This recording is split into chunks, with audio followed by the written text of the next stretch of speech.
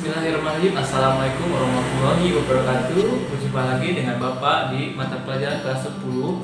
Nah, di sini Bapak akan memberikan materi mengenai langkah-langkah penelitian geografi dengan submateri yaitu membuat laporan penelitian geografi. Nah, sebelum kita melakukan pembelajaran, baiknya kita berdoa terlebih dahulu. Berdoa mulai.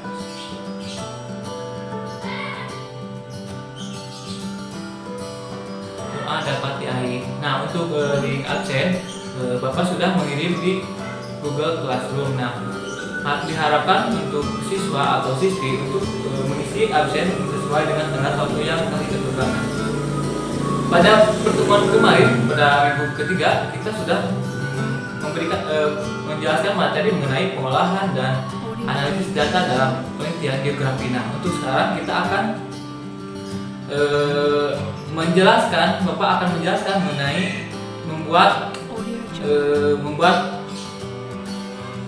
penelitian geografi, langkah-langkah membuat penelitian dalam penelitian geografi. Nah, untuk kompetensi dasarnya yaitu memahami langkah-langkah penelitian ilmu geografi dengan menggunakan peta. Nah, dan untuk 4.3-nya itu menyajikan hasil observasi lapangan dalam bentuk makalah yang dilengkapi dengan peta, bagan, gambar, tabel, grafik, foto, dan atau video. Nah, untuk slide selanjutnya yaitu tujuan pembelajaran dari pertemuan yang keempat ini yaitu diharapkan siswa dapat mengaplikasikan analisis yang digunakan dalam penelitian geografi. Yang kedua itu siswa-siswi diharapkan dapat membuat format laporan penelitian geografi. Nah, yang ketiga itu siswa-siswi dapat menyusun laporan penelitian sederhana. Nah, untuk slide selanjutnya yaitu yang pertama itu Bapak akan menjelaskan mengenai langkah-langkah penyusunan proposal penelitian geografi. Nah, yang pertama itu kita harus menentukan masalah. Nah,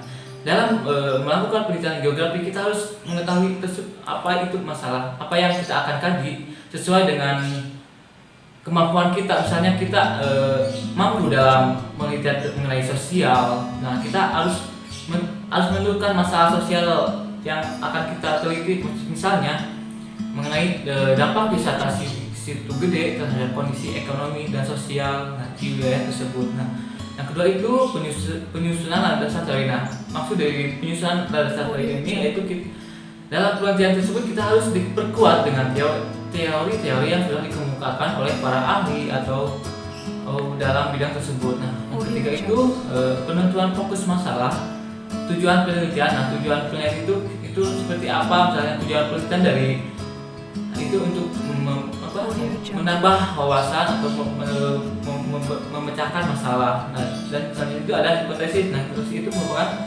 jawaban sementara dari rumusan masalah. Yang ketiga itu penentuan desain dan metode. Nah, di sini itu metode apa? Metode yang dilakukan itu seperti apa? Misalnya metode yang digunakan itu metode kualitatif atau kuantitatif. Nah, yang kelima itu adalah pengumpulan data. Maksud dari pengumpulan data itu yang akan digunakan kita dalam penelitian yang akan kita kaji itu apa saja, misalnya pengumpulan data mengenai kuesioner atau menggunakan wawancara, observasi atau sebagainya. Ya. Selanjutnya itu yang keenam itu setelah kita mengumpulkan data tersebut kita harus menganalisis hasilnya. Jadi kita harus menggunakan aplikasi SPSS untuk menguji dari hasil pengumpulan data tersebut.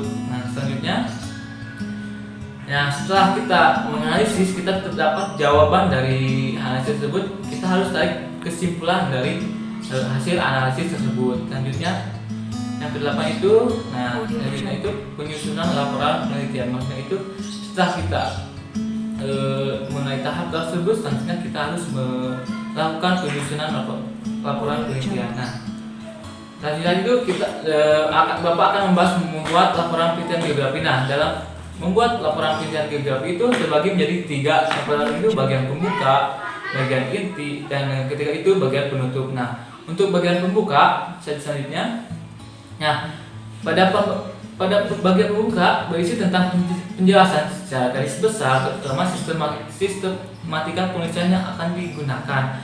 Tujuannya itu agar pembaca dapat mempelajari garis besar isi laporan dengan mudah. Bagian pembuka ini terdiri dari beberapa bagian, yaitu yang pertama itu judul. Nah, judul itu tidak terlalu panjang dan tidak terlalu pendek. Nah, karena keduanya itu sangat berpotensi mengakibatkan ketidakjelasan akan makna yang akan disampaikan.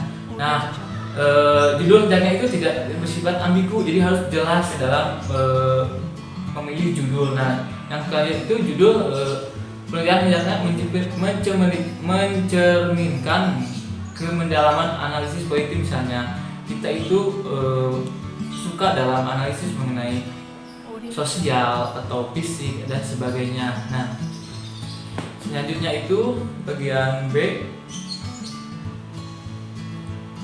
Nah, selanjutnya itu adalah adanya lembar pengesahan. Maksud dari lembar pengesahan ini bersih tentang pengesahan dari kepala sekolah atau lembaga terhadap penelitian dari laporan penelitian yang akan kita kaji atau akan kita teliti. Yang selanjutnya itu adalah halaman persetujuan. Nah, halaman persetujuan ini sama dengan lembar pengesahan, bedanya pada halaman persetujuan adalah pernyataan persetujuan atas laporan penelitian yang telah disusun oleh guru pembimbingnya. Nah, selanjutnya itu ada kata pengantar. Nah, kata pengantar adalah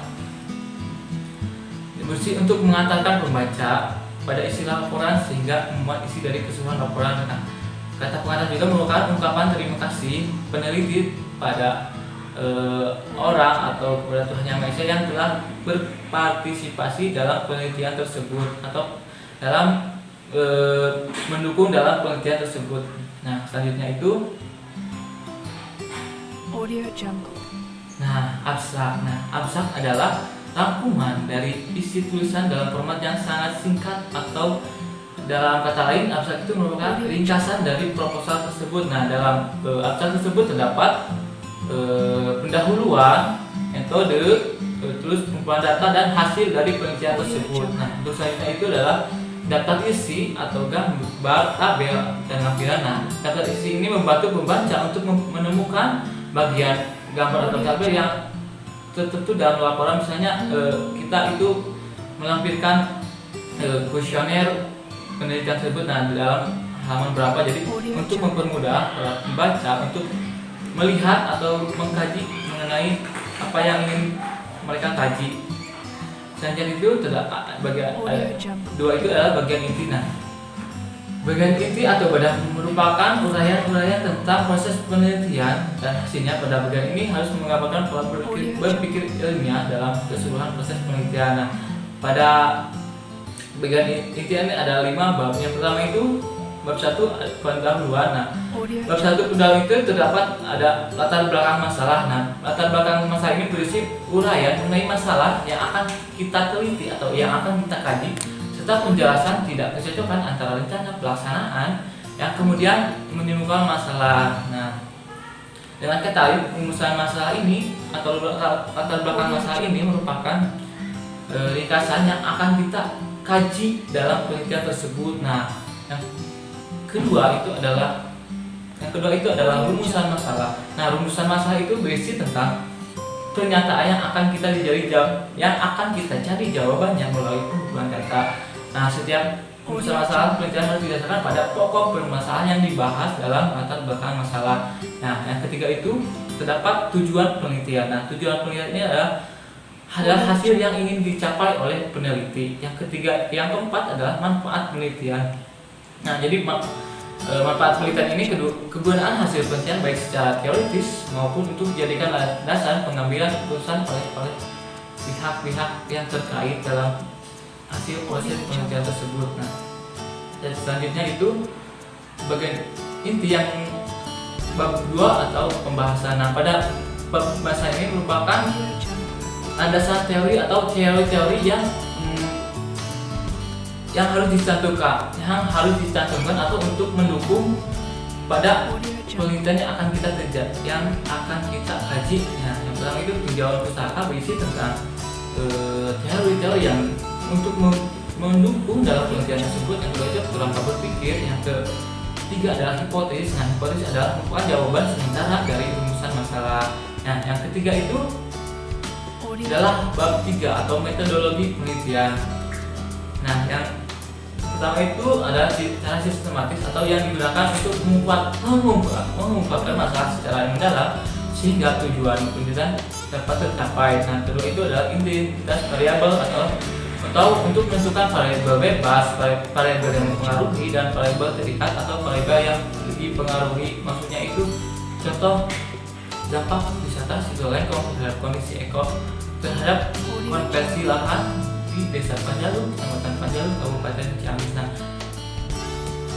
variabel yang mempengaruhinya itu adalah masyarakat, dan yang variabel terikat atau yang dipengaruhinya itu adalah konversi lahan. Nah, selanjutnya itu adalah objek penelitian atau objek yang akan kita kaji di penelitian tersebut. Yang ketiga itu adalah sampel atau populasi, atau adalah bentuk objek yang diteliti dan dipandang dapat memiliki objek secara keseluruhan. Yang kelima adalah teknik pengumpulan data. Nah, teknik pengumpulan data ini misalnya teknik yang akan kita gunakan dalam penelitian tersebut. Misalnya yang sudah Bapak tadi jelaskan, yaitu ada observasi langsung atau melakukan wawancara, menyebarkan kuesioner, dan selanjutnya yang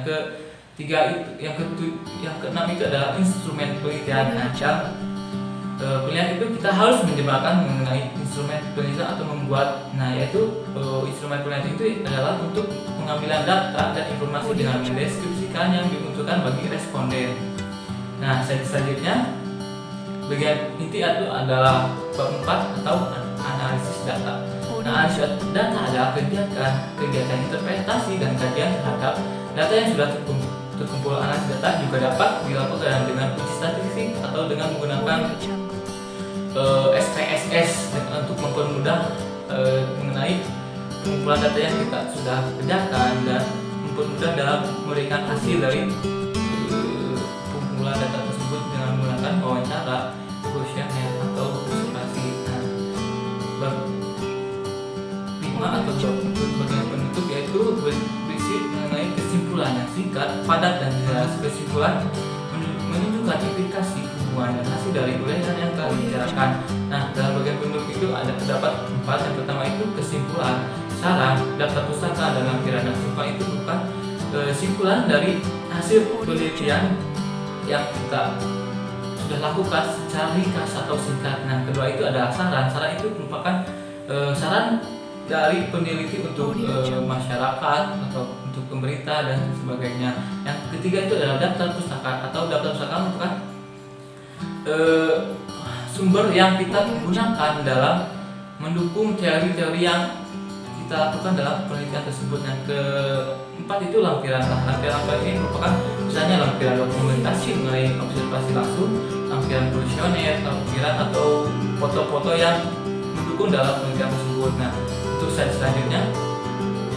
Nah, sekian pemaparan dari Bapak. Nah, mohon maaf bila ada kesalahan kata dalam pengucapan atau dalam tindakan. Nah, untuk tugas Bapak sudah nge-share tugas tersebut di Google Classroom. Nah, tetap semangat kalau kita belajar dalam pandemi seperti ini. Jangan lupa untuk berolahraga, terus jangan lupa untuk makan makanan yang sehat. Nah, wassalamualaikum warahmatullahi wabarakatuh.